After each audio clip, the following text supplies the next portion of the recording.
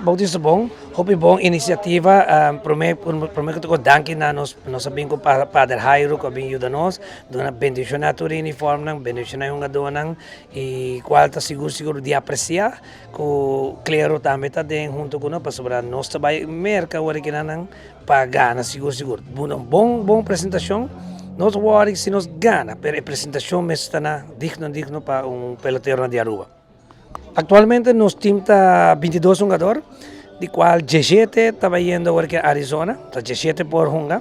Nos está tem 2 jugadores que nos está reforzando con nos. Mi puedo decir na nombre está Simon, Roderick Simon y Adolfo González. 2 jugadores que está reforzando seguro, danke na ng seguro, pasora ng aporte seguro, lo ta hopi bom pa equipo de Aruba. Den pasado, até que nos nota vir campeão de Aruba den veterano.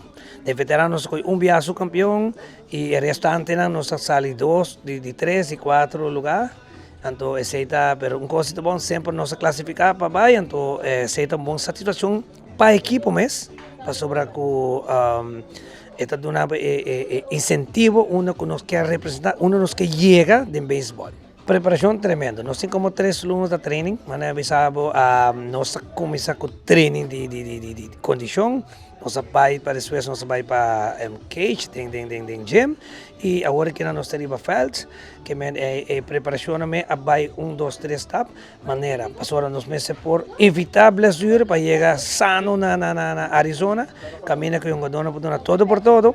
Nós sabe que vai ter schedule preta, passou para nunca de campeonato na Aruba, nós temos double header e nós temos double header planeado de campeonato que nós trabalhamos.